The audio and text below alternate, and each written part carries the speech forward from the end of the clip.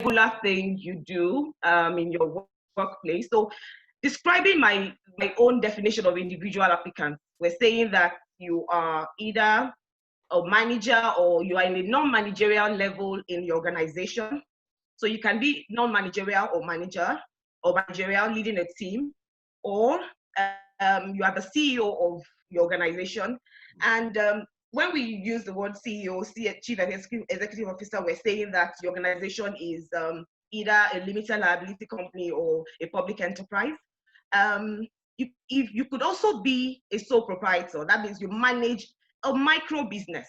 So you can't really separate yourself from the business. So you can also put in a submission as an individual applicant.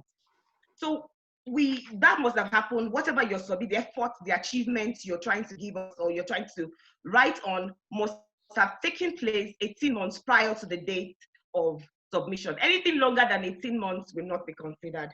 Okay, so like I said, we're not looking for ordinary results. That means what you're engaging on a day-to-day to serve your clients or in the process of producing your goods and services. That's not what we're looking for. We're looking for something that is out of the ordinary. When we're talking about, Mr. Denusi in his introduction talked about what the entire award is about.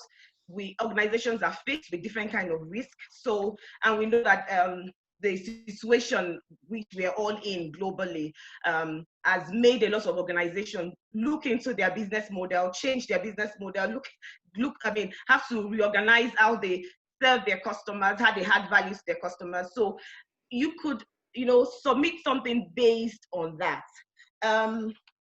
Because we have different categories of individual applicants, we would be considering your submission based on the type of your industry and the size of your industry. So I won't pick, when they're doing their selection, we have an independent panel that will do the selection, which is different from the judges. So when the selection is taking place, submissions will be grouped in terms of size and in terms of type. So if you're in an industry where if you did something, a kind of submission can be you did something that the industry you're operating in prior to now was maybe monopolistic, or you have just 2 or 3 few people dominating the industry and you're able to break into that industry. That is something that we could consider as an outstanding achievement. So that's just describing it. So what are we looking out for? When we're setting out the constitution of the judging panel, is such that when you submit and the selections have been made, the judges review your submission independently. So we don't really sit down together to say and discuss. So it's independent. So what in the academia we call blind peer review. Nobody knows what the other judges is doing, even though we have a set of guidelines and criteria that we use in assessing your submission, but it is purely independent, which would help us, be unbiased in our judgment. Another thing that we want to assure you of when we're assessing your submission is the fact that if, for example, one of the judges know the applicant, one of the contestants, either at an organizational level or at individual level, we declare that we know this person. And most times, from my experience, what the judge would do is probably maybe depending on the level of knowledge or level of interaction with whoever has made that submission or the organization that has made that submission, the judge may decide to exempt himself so as to remove what we call the conflicts of interest. Another thing which would also want to explain from my own experience is, what is it that we want you to do? You must be able to convince me that you've done something that has made an impact on your organization. So for instance, we will be asking you questions when you're writing your submission. It has to be clearly written, well articulated. So we're saying, what did you do? So for example, there was a threat, and a threat is a condition within your business environment that could affect your business negatively.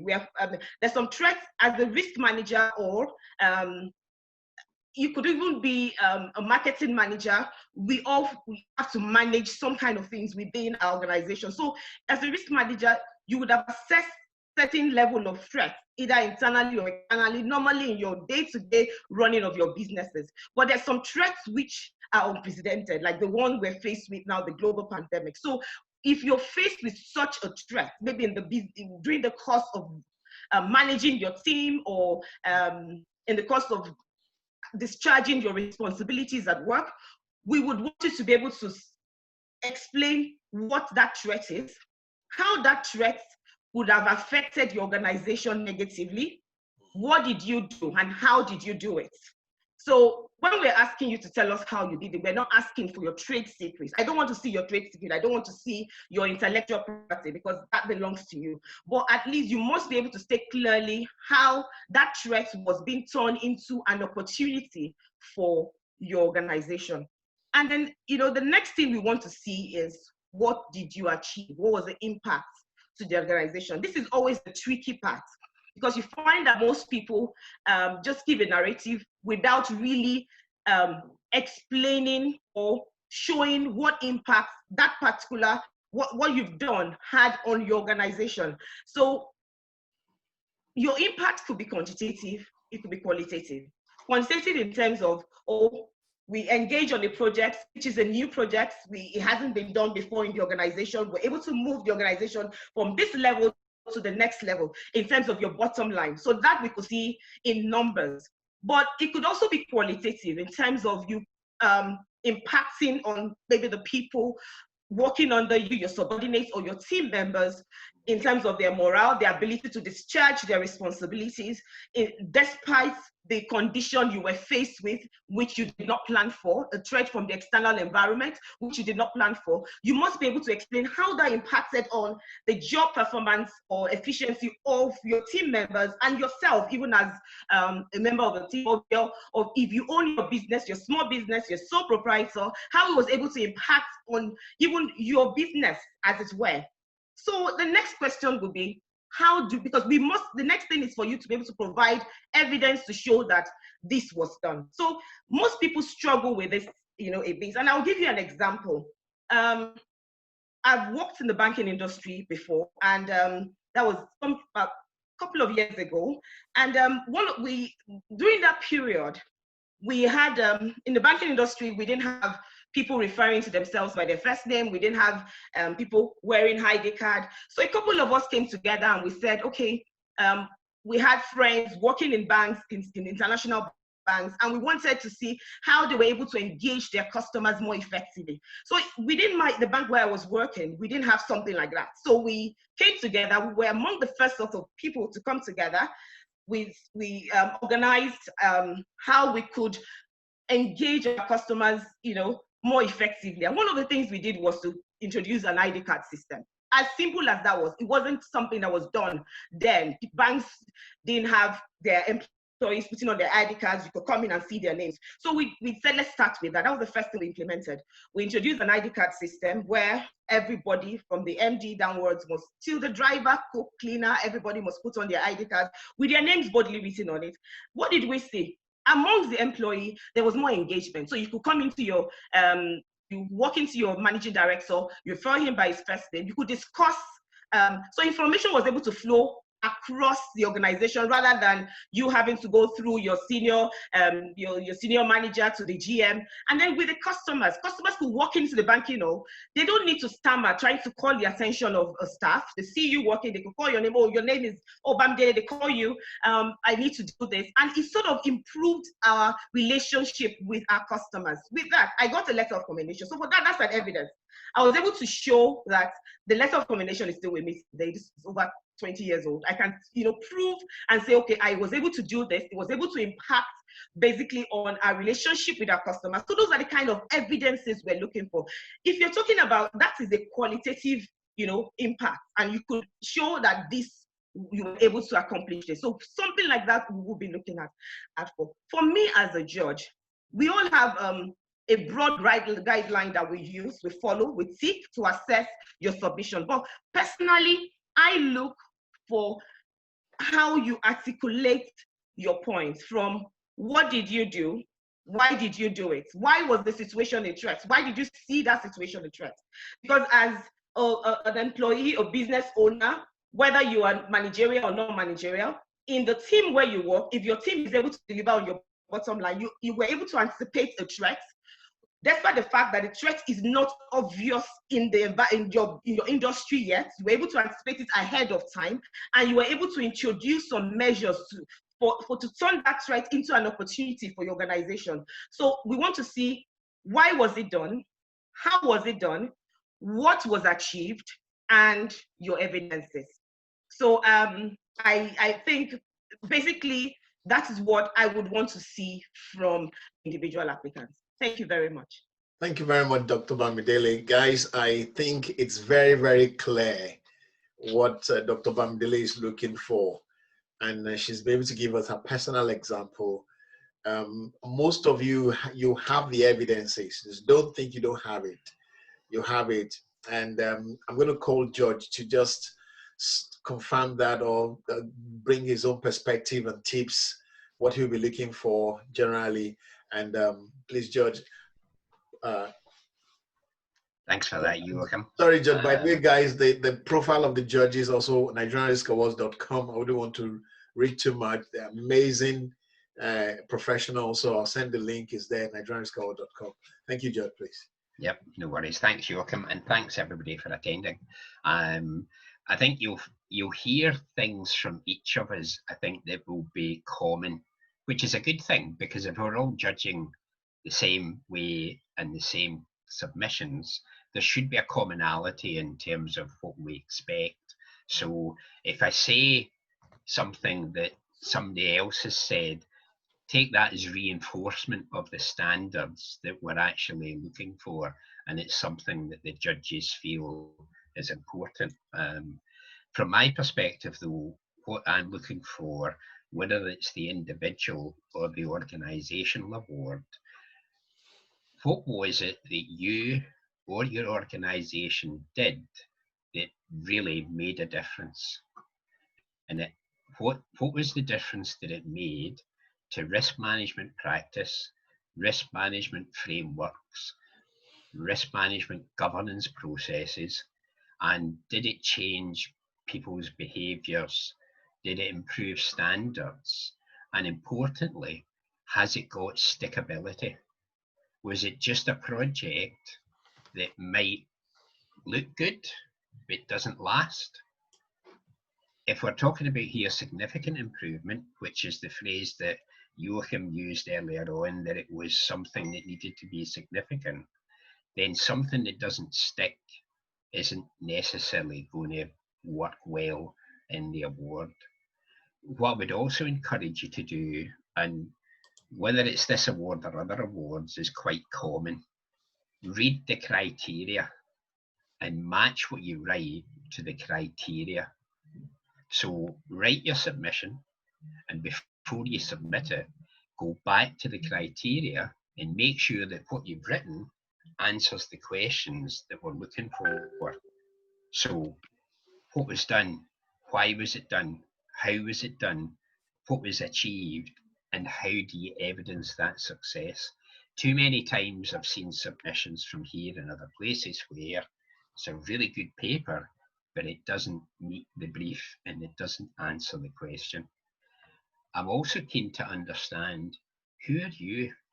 It helps me as a judge if you put a paragraph, a very short paragraph or a couple of paragraphs at the beginning to say who you are, because it gives me some idea of what your experience is. So if you're new to risk management and yet you've grabbed an initiative and you've had your fingers all over it, that's really, really impressive.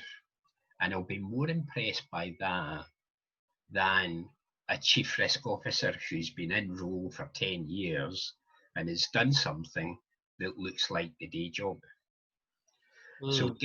So giving me a couple of paragraphs at the beginning gives me some context to say, well, who is this person and what reasonably could I expect them to have done in any case? Because it's the winners of this are the people that stand out. And the reason they stand out is because they've done something exceptional and significant and they've made a difference. Now, what makes that difference? How well do you tell your story? Because if it's not on the page, I can't judge it. And lots of times people think they've put something on the page, but it's still in their head. It never got from their head to the pen and never made it onto the page. And if it's not on the page, I don't know what you did. Yeah. So when you're telling your story, make sure you tell all of your story. Make sure you tell me, what was your role on this? I've seen submissions in the past where somebody was part of a team and they've made a claim for the award. Sorry, that's not enough. Being part of a successful team depends on, well, what was your role in that team?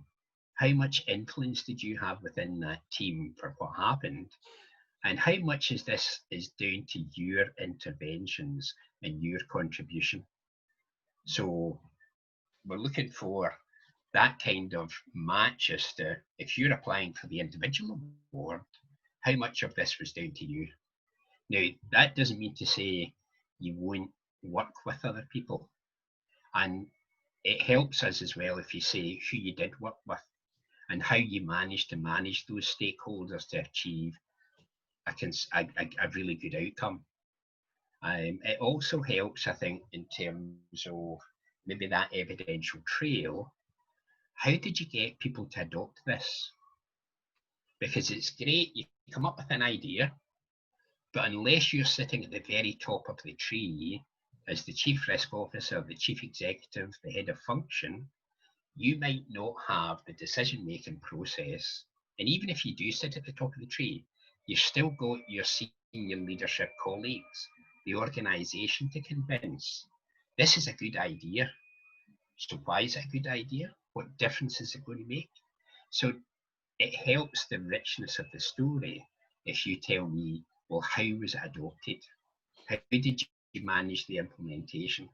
It also gives it some authenticity, I think, in terms of it wasn't just an idea, you had to do the hard work of implementation. I've already mentioned stickability. Sometimes, remember, this award covers things that have happened in the past 18 months. So that might give you the opportunity, if it was 6 months, a year, 18 months ago, to include in your story as part of the evidential trail, it did stick and here were the outcomes. Because part of the evidential trail is the measurement for what it was like at the start and what it was like at the end. So if you're starting on that journey, start to think about what were the measures of success that you set, and did you meet those measures of success, and how did you meet them? You might want to show me some of the documentation that you used, some of the templates, a copy of the policy, some of your management reports, anonymised for any commercially sensitive data and anonymised for any personal data from individuals, but it adds to the richness of the story. I think it will also help the credibility of your submission if you can, as you go through this, reference the standards that you thought this was meeting. So if you've come up with an initiative and you've used ISO, you've used you've used COSO as part of this COVID is in everybody's tongue, forgive me. COVID has to be a new standard. Yeah. But if you've related it to a recognised local or international standard, reference back that, because to me it adds to your credibility that you also know the theory as well as that you've managed to apply it in practice. So that's what I'm looking for, is a bit of context that I know who did it and what their background is, what their competency was, what their influence and ownership was, why they did it, tell a really rich story of how you got from the start to the end, who you worked with to make that happen, and what was the big difference that you made, and why was that important? How did you measure it, and how can you evidence it? If you do all that, that gives me a fighting chance of saying, let's celebrate this individual or organisation because they have made a difference. And at the end of the day, as a judge, that's what I'm looking for. Somebody that has made a difference and it will stick. So I don't know if that's helpful, but I think there might be some. I'll shut up now and move on to Kate, and then we can pick anything else up in questions. Thank you very much, George. Very, very helpful. One key thing there: communication, clarity, evidence, showcase yourself, don't hide, put yourself there. If it's individual and as part of the team, a corporate one, tell us how you've convinced your team. Kate, you're the one coming now in the other to make it, to round it up. Thank you, Yeah. Kate. Thank you. Yeah, I'm struggling to think of something different to say, actually, because the two speakers before have done it really well. Thanks, George. Yeah, he's finding that really good. Again, as George says, you might hear me saying some of the same things, and as much as anything else, that's just to prove, what it is that we're looking for. I will say that we actually have like a template that we have to follow when we're doing this, and we do have the notes in terms of what we're looking for, those instructions that you've been given, and we actually have to do some feedback and say what we found. So that's another thing just to think about, that we actually have to prove ourselves to Joachim and the others on the team there exactly what we found. So we will write that feedback ourselves there, just to make sure that we are all on the same kind of page. And it would be very, very odd for the likes of any of the three of us now to find something completely different in what is being said. So that just gives you hopefully some confidence that we're treating everybody fairly. From my point of view, as we've just been saying, all three of us, I think when we're looking back, I do some lecturing myself, and when you're reading students' papers. And my son has just done some exams, and it's a case of read the question, and we do that. So I do work with the Institute of Risk Management when they're doing their certificate and their diploma, and we actually write everywhere: read the question, answer the question. So exactly what George said before, go back through and tick things through. Have I actually done what they've asked me to do? Have I answered those questions? And it's really important, and it is so frustrating for us when we get some quite good looking submissions, but they actually don't meet the criteria. And we do not want you to waste your time doing this. We want you to get somewhere when you're doing this, and hopefully win in one of the categories that you've applied for. From my point of view, it is, and this is something from the ISO, it's about adding value. George was just saying about making a difference and having a significant impact, but what value have you brought to the organisation? And it doesn't have to be a massive value, it doesn't have to be that quantitative value we were just talking about earlier, but what value did you bring? And it could be a value in terms of, Bamidele was saying before about, customer relationships. And it might be that kind of value. It might be the value in terms of the morale of your team. It doesn't always have to be dollars, or as we'd say over here, pounds, shilling and pence. It's actually making sure that you've added some value within the risk management process. And that value might be coming from managing threats better. It might be from finding opportunities and gaining opportunities. It might be in the process itself and the assurance that you're giving. I'm just dealing with a client at the moment, and we were talking about how you prove that you do risk management. And she's been looking around the different contracts that they have, like projects, major projects, and she hasn't been able to get the proof from the contracts to go to the insurance bodies, the brokers, to say how well they're doing risk management. And that would have been a really good way for them to get some monetary value, because the insurers would have reduced their insurance premiums if they could see that they're doing good quality risk management. So that's when we're talking about evidence as well. Even within organisations, trying to find the evidence is sometimes a bit difficult. So what kind of value did you bring to the organisation?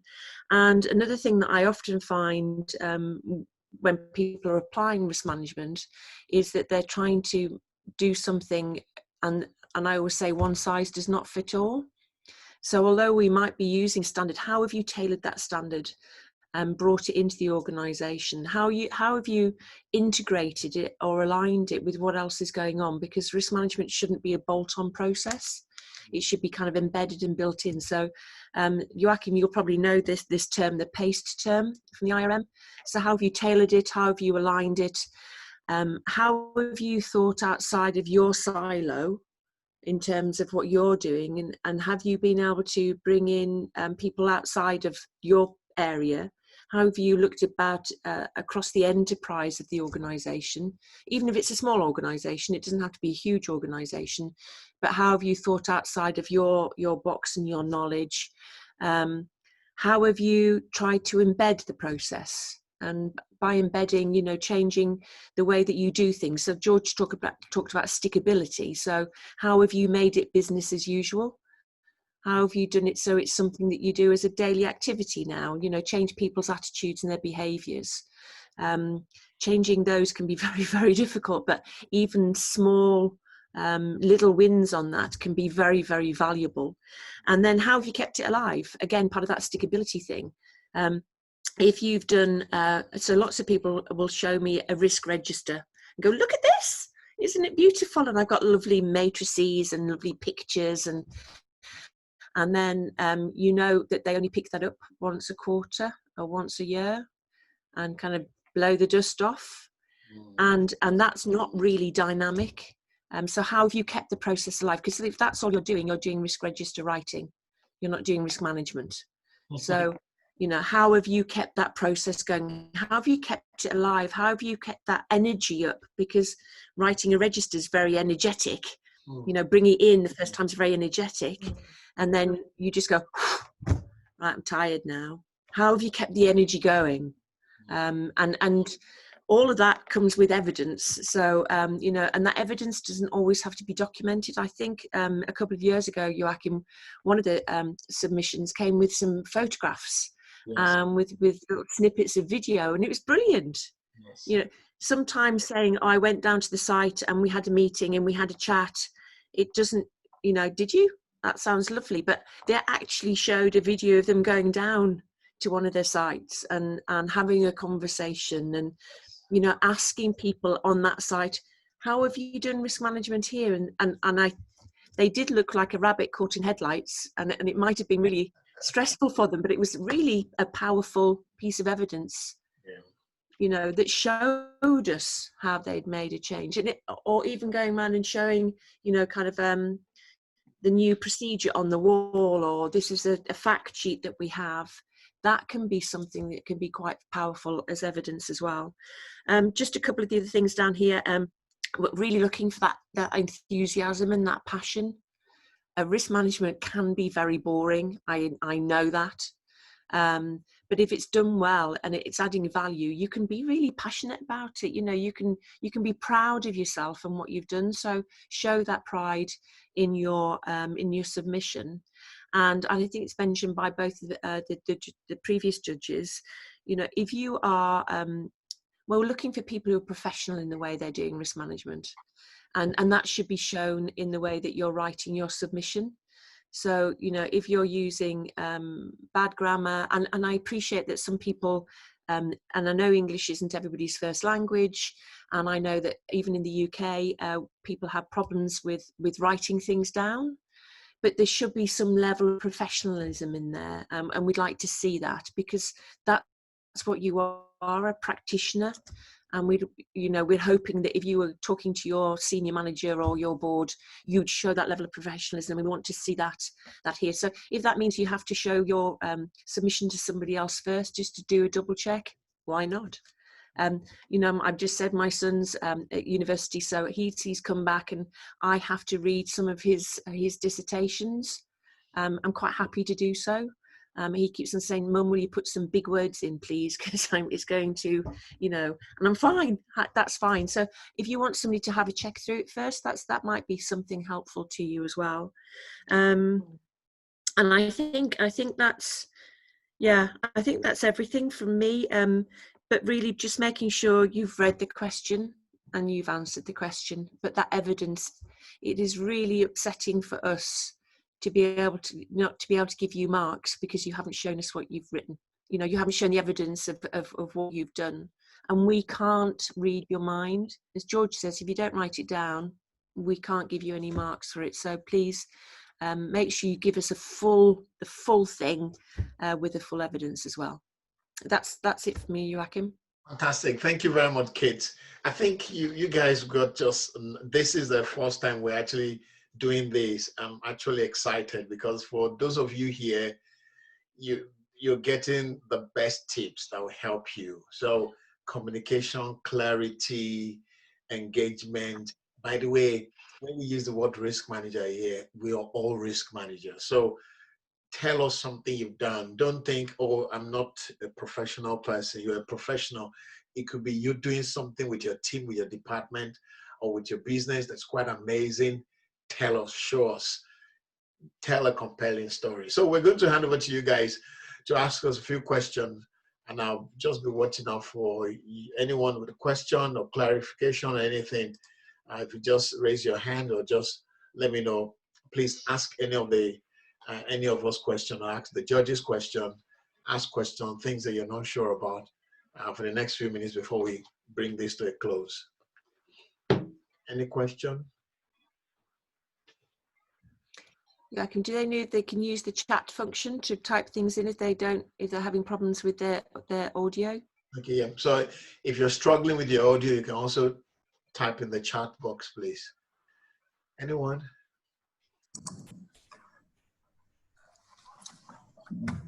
Good afternoon. Okay, good afternoon. Who is speaking? My name is Ifeanyi Chukwuputa. Oh, hi, fine. You're welcome. I'm good. Do your cover letter. Okay, I'm good. I just want to ask, would our Outlook messages also serve as evidence? Outlook may serve as what? Evidence. Evidence. Outlook message depends. Okay, probably because the way I communicated some things to my colleagues or to management, to the executive, to the CEO, or to the regulators, also serve as part of the evidences I can stack up. Kate. Well, emails, things like that. Yeah, it shows the communication. Absolutely. I mean, if it's just a load of emails, it's very difficult to see how that would stick. But if it does show you, if one of the aspects of it is how you've communicated the information out, then evidence of emails would be something that I've seen before. Okay. Yeah. Thank you. It's okay. Any other question? Hi, good afternoon. Good afternoon, Dupe. Please tell us which organization. I actually have a self-employed business that I run my own business, working from home. Sometimes it's seasonal, Christmas hampers. Okay.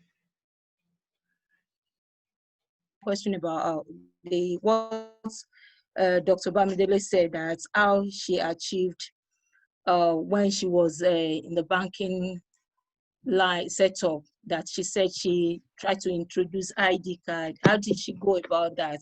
So I want her to explain again to us. Maybe we can get something from there. I think what we can do, because of time, I'm not sure that Dr. Wade will be able to go into details of what she has done, as much as is that relevant to you, to your submission? Are you asking that, will that kind of initiative help you? She was trying to explain to us. Okay, go ahead.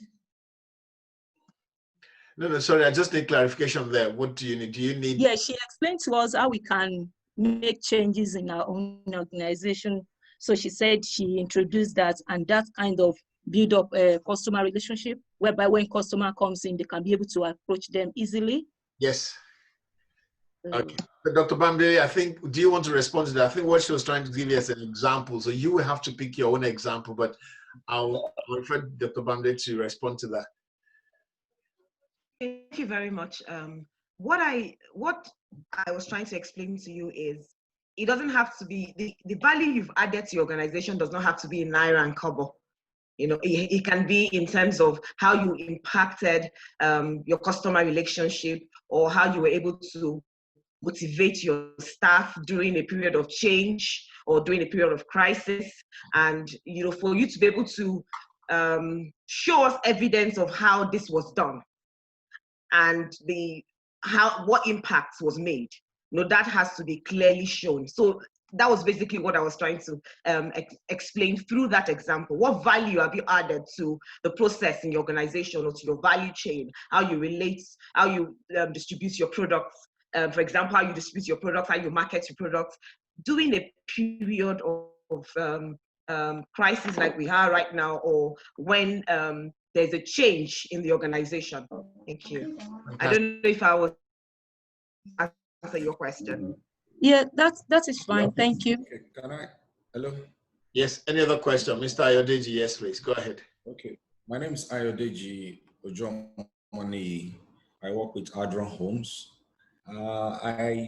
From the submission of the judges, I just want to reconfirm. It's looking like it's going to be an individual award for their performance within their organization, what they've been able to contribute both to the organization and probably to the society.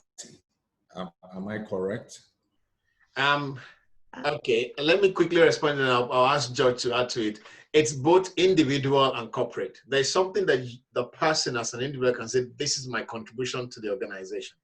But there's something also the organization can come up with, that this is what we have done to our customers corporately. So the two are kind of linked. One person we have to lead, or a group we have to lead on behalf of the organization. But the evidence there we have to be the organization saying, we did the following and we made the following difference, and we added following values, and these are our evidences. If it's an individual, I did the following because of the following reasons, and these are my evidences. So the individual is very personal to the individual. The corporate is talking about us as a company, what we did. So yes, it's both actually, not just individual. Is that okay? I mean, George, do you want to add to that quickly? Yeah, very quickly. Just completely reinforce that there are two awards, one individual and one organizational. For me, it's probably more likely that the individual one is intercompany with some external impact, but the organizational one, it would be nice to hear what the impact was on the community in which that company operated. Because as an organization, presumably you're doing it to improve the quality, the standards, the operation of the company, and that's got an impact throughout the whole service value profit chain, which would touch customers, which would touch communities. So if you've done that, that would be great. One of the best submissions I saw last year exactly did that, a power company, and they improved their risk management and they reduced the number of deaths in Nigeria in local villages and local communities. That's the kind of rich story that we're looking for. Okay, Mr. Adin. Okay, yes, I'm all right with that. Angelina, go ahead, please. Angelina, I can see your hand. Please go ahead. Sorry. Hello, good afternoon. My name is Angelina, and I'm calling on behalf of Golden Links Educational Consultants. Thank you to the judges. That was really clear. I just wanted to ask just a little bit more on the organization's perspective. So, especially when you're the category we're thinking around is the most responsive organization. So, would we have to explain ourselves as risk managers to be able to qualify for that category?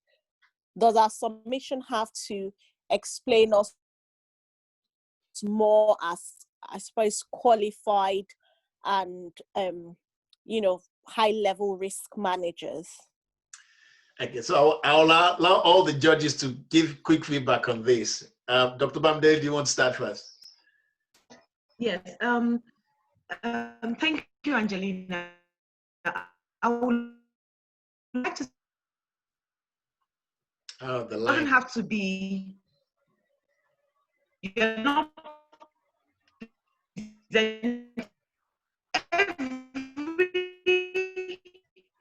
Oh, the connection is poor. Okay. Of your organization is about managing risk. Okay. Every aspect of your organization is about managing risk. I don't know.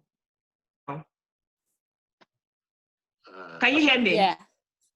Okay. Every aspect of this is about managing risk.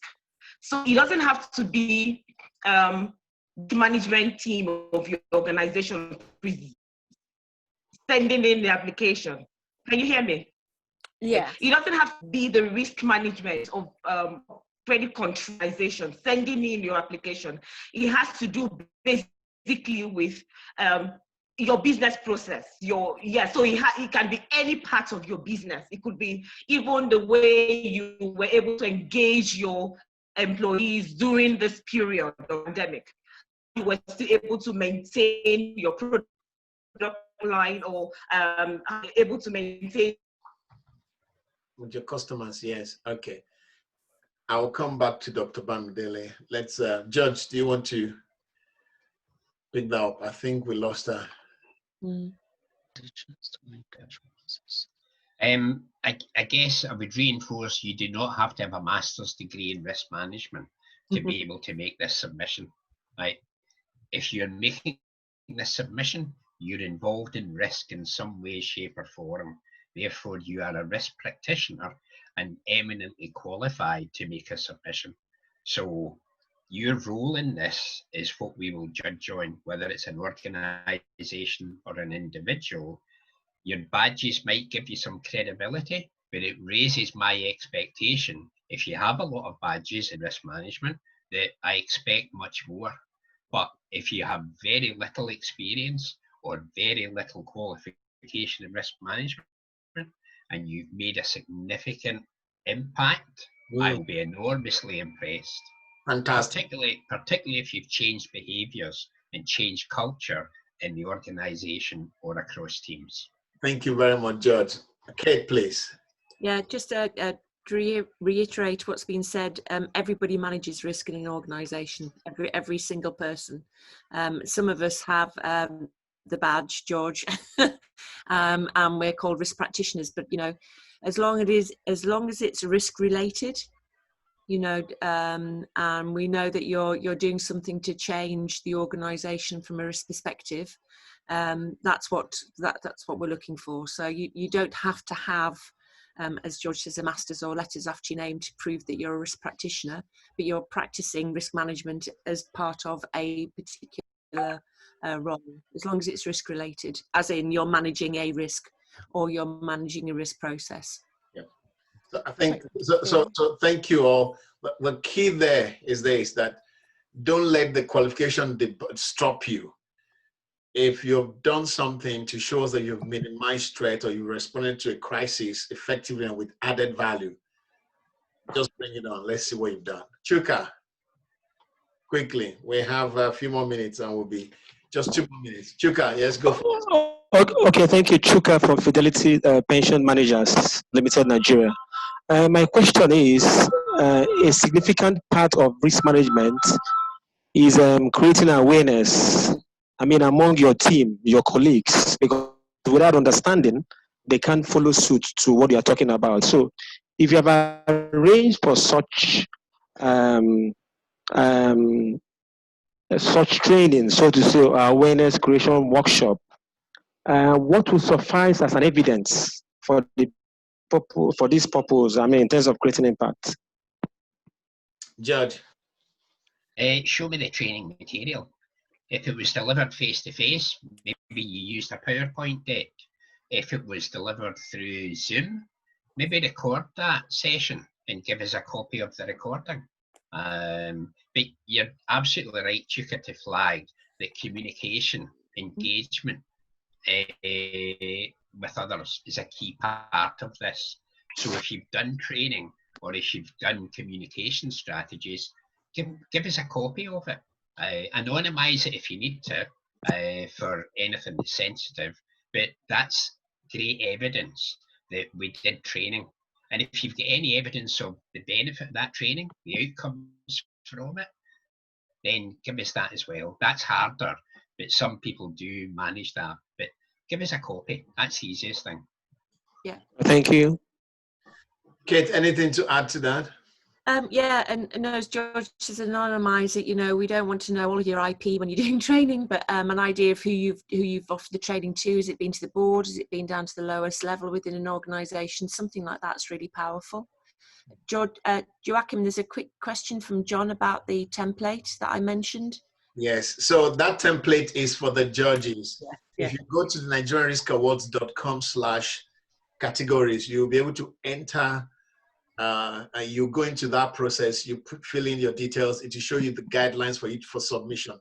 So, and I can share that with you. nigerianriskawards.com/ I think it's under the categories. You see enter now. When you click enter now, then there's a template for you as a candidate to follow through. The template that Kate mentioned, that was the template for the judges. So that's like giving you the answer already.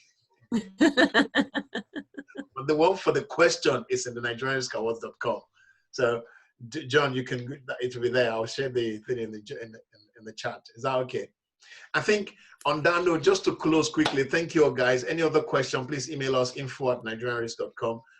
On the 5th, we have our 5th annual summit. And at the summit is where we'll present the awards. And this year's summit, we've combined the celebration of the award with the topical thought leadership, something critical for the nation. As you all are aware, the impact of COVID, oil prices going down, the tension, tribal tension, political tension. So this year, we want to address the leadership versus followership risk issue in Nigeria. And we've titled it Uniting the Divided People. Now, this is going to be an amazing seminar section where we usually publish guidelines, paper for the government, examples of what they can look at in order to minimize the national crisis or national risk. So we have amazing speakers. Mrs. Ibukwa Oshika will be chairing it, and lots of experts to look at it together and profiling solutions, especially for the business environment. So we call this C-Suite Premium Risk Leadership Hub. You don't want to miss it. This year is going to be virtual. We're not meeting physically together, so the award is also going to be done virtually. So again, this is the new normal. It's on the 17th of September. We'll send the invite out soon. So please, guys, join me to say thank you to the judges, and with a round of applause. I know the council just said thank you for their efforts. And I have to say something about the judges. Thank you. These guys are doing it. With their resources, with their time. Thank you very much. Thank you, guys. We're very grateful for supporting Nigeria. Thank you very much. To Nigeria for helping us better at risk management. Thank you, guys. Thank you all. And thank you all. Have a very good afternoon. Enjoy your weekend. And please stay safe. Still keep using your mask. Make sure you use your hand sanitizer. Do all the necessary things. COVID is still out there, so be careful. All right. Thank you all. Thank you, George. Thank you, Kate. Thank you, Dr. Bamidele. Thank you, Joachim. Have a wonderful weekend. Thank you, guys. Thank you. Thank you. Thank you. Thank you. Thank you. Bye. Thank you. Bye. Thank you all.